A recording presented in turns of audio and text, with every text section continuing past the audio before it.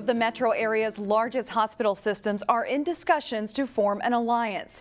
Hennepin Healthcare, which operates HCMC downtown, has begun talks to join forces with Robbinsdale's North Memorial Health. But what exactly that partnership would look like is unclear. Delane Cleveland joins us now with more. Delane? Shannon, the alliance could be anything from a partnership between Hennepin Healthcare and North Memorial to a full-blown merger into one organization.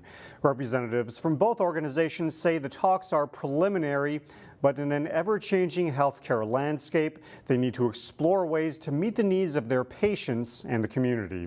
A statement from North Memorial said that it is part of North Memorial Health's responsibility to our community to provide the highest quality healthcare now and into the future.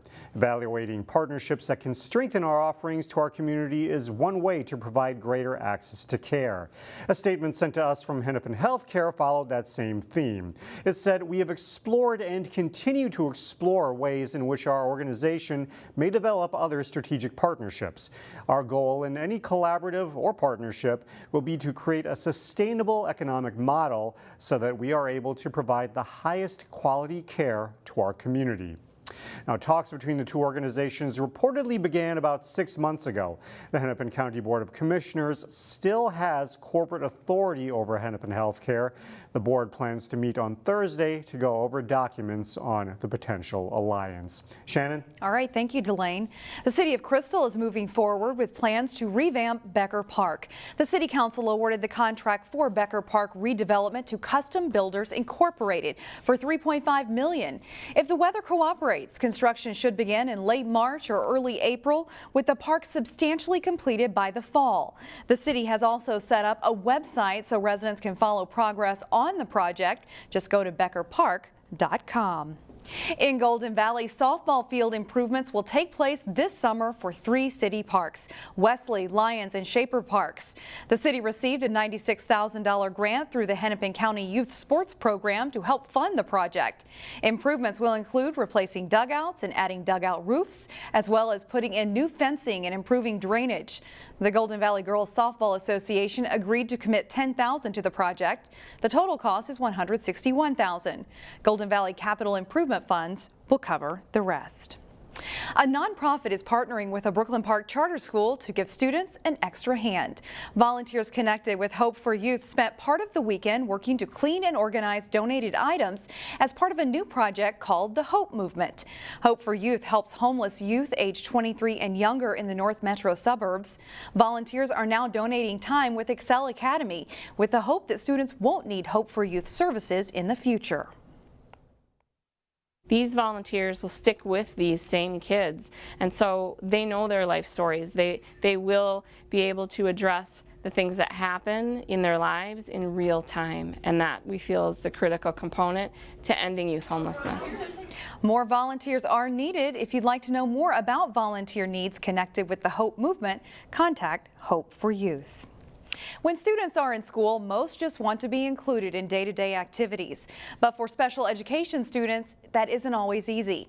In today's School Spotlight, reporter Meredith Hackler shows us how Osseo Middle School is doing their part to include special education students in all classes.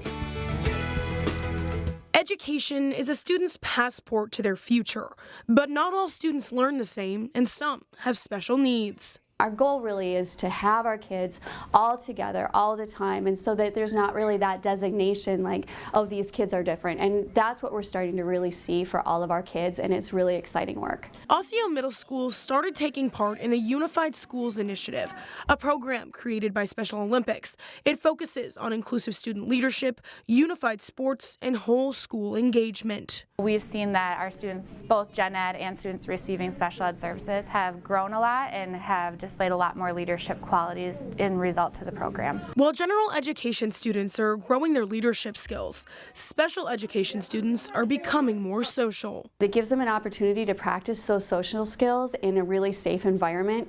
It's also helped our general education students gain empathy, and just overall for both groups of kids, I've seen like leadership skills, social emotional skills, making friends, keeping friends, just really skyrocket, and it's been so good for everyone. And the program benefits the families of special education students as well. It makes me so excited and so happy, and the reaction that we've gotten from parents, and it brings their families such joy. It's not just changing the students' lived experience in schools, but it's changing whole families' lived experiences in schools. And the experience is changing students' mindsets too. I hope they can understand that we should all accept everyone for any of their differences. It doesn't matter because we're all humans in a way. In Osseo, Meredith Hackler, CCX News.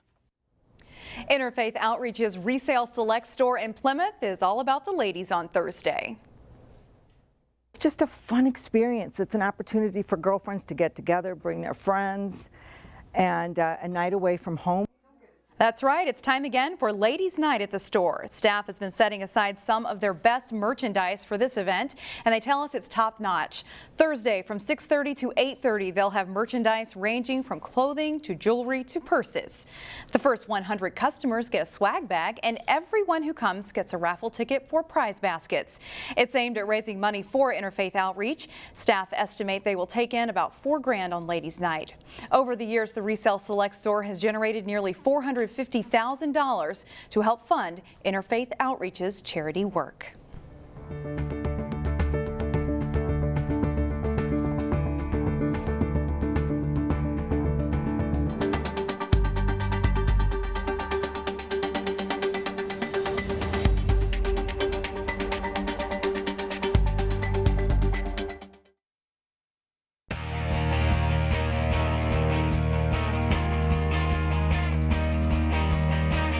It's state tournament week in girls hockey. The Class A tournament starts Wednesday. As Jay Wilcox reports, the Breck Mustangs have a new coaching staff this season, and they are thrilled to be headed back to the XL Center.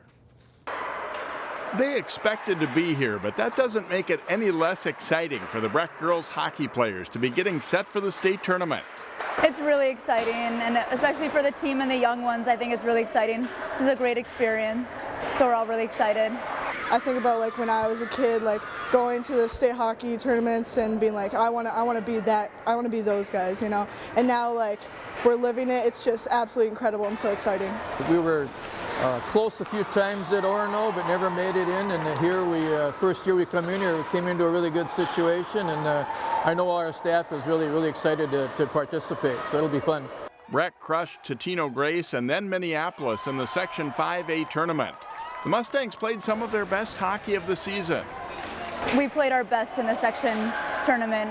We moved the puck really well. We kept shooting. We never gave up. So I think we played our best. Very grateful to have the schedule that the previous staff had set up. They did a great job of getting teams to play us that are really good and a good test. So it made the transition much better to get ready for the playoffs when you're playing good teams like that all year. Defending champ Breck is the #2 seed for the state Class A tournament. They drew a quarterfinal foe, Fergus Falls, that has better credentials than a typical unseeded team. We're not taking anybody for granted out here. They'll for sure be a great opponent, and we're really excited just to get out there and play. Yeah, Fergus Falls will be a challenge, but I think we'll go out there, give it our all, and hopefully come out with the win. Many expect a Breck War Road rematch in the Class A title game. The Breck girls aren't looking ahead just yet, though. Jay Wilcox, CCX Sports.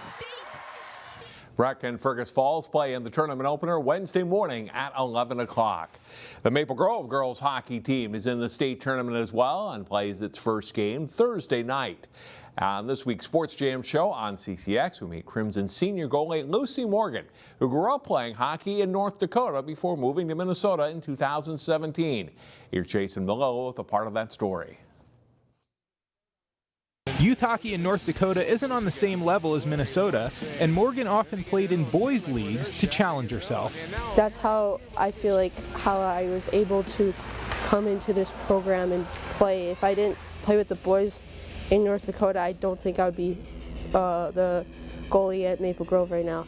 Facing arguably the best high school players in the country here in Minnesota has made Morgan better, and college hockey programs are showing interest. I've been talking to some D1 schools, yeah. I feel since I moved here, that's kind of helped me recruiting-wise, but it's not as good as the people that were born and raised here. They got recruited a lot sooner than I did, which is fine. Like, it doesn't really matter to me. College hockey is probably in Lucy Morgan's future. For now, though, she's grateful to be between the pipes for the Crimson and honored to be a finalist for Goalie of the Year. You can see the rest of that story and more this week on Sports Jam. It airs through Wednesday on CCX1 and online at ccxmedia.org.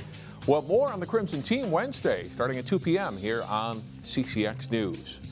Winter storm pending. We hope to have basketball for you Wednesday night on CCX when Osseo hosts Maple Grove in the girls-boys varsity doubleheader. At 5:30, the Maple Grove girls, now 18-6 in the season, take on an improved Osseo team. Crimson won the first game between the teams last month at Maple Grove. Then at 7:30, the Osseo boys team will look for a season sweep of Maple Grove. The Orioles beat the Crimson by a point when they played January 18th. Watch the games live on CCX1, that's channel 799 on Comcast here in the Northwest Suburbs, or online at ccxmedia.org. That's all for sports. More news after this.